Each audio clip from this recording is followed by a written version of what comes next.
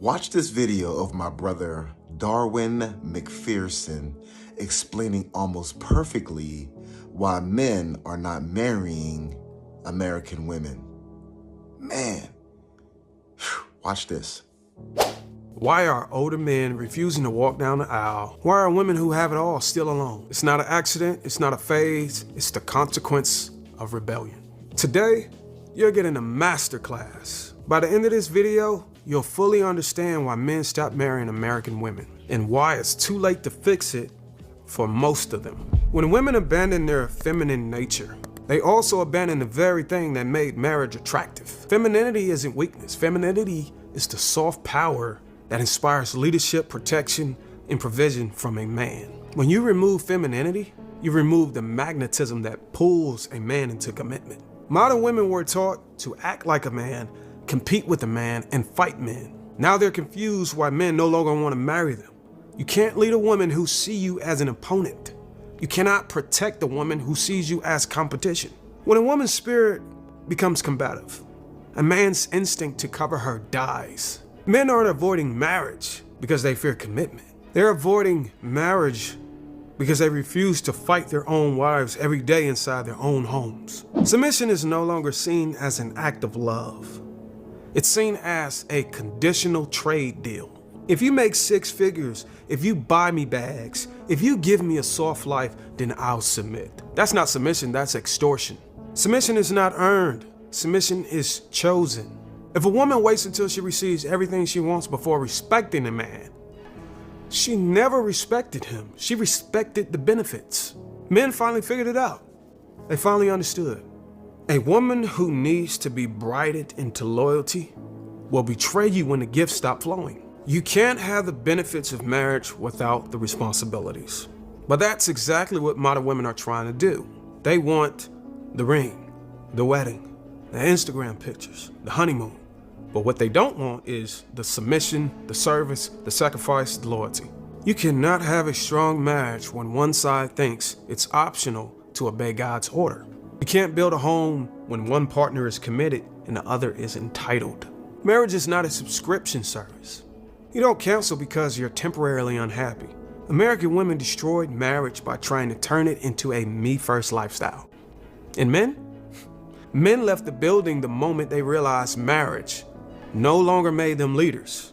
It made them sponsors. American culture no longer honors wives. It honors rebellion. Music, media, influencers, all telling women be rebellious, be independent, be boss babes, be sexually liberated. Marriage? That's seen as slavery now. When rebellion becomes a woman's identity, submission becomes her enemy.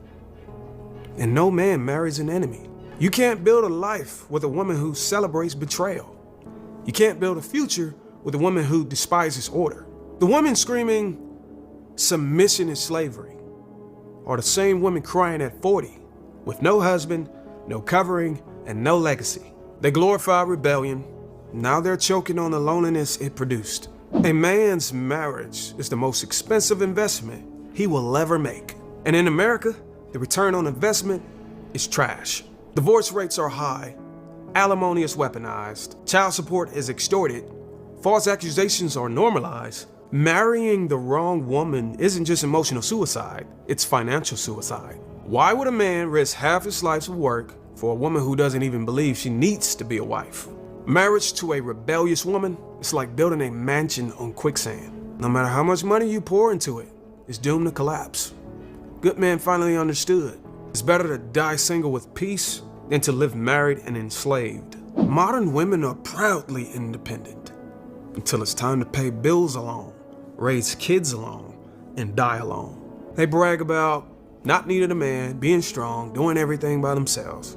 But their funerals are filled with regret, not grandchildren. God didn't design women to live and die alone. Independence was never the goal. Legacy was. When you reject covering, you reject family. When you reject family, you reject your own future. Men see the warning signs now.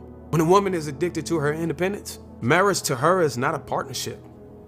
It's a fight for relevance. And no man fights for relevance in his own home. In today's dating market, too many women aren't looking for husbands.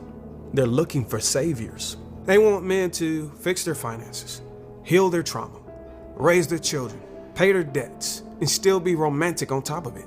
A wife is a blessing. A rescue project is a curse. Men are not emotional rehab centers. Men are not financial bailouts. Men are not child support upgrades. Marriage is supposed to multiply peace, not chaos. Good men aren't rejecting marriage because they're afraid of love. They're rejecting marriage because women stop bringing love to the table and start bringing liabilities. Feminism told women, men are the problem. Marriage is oppression. Independence is power.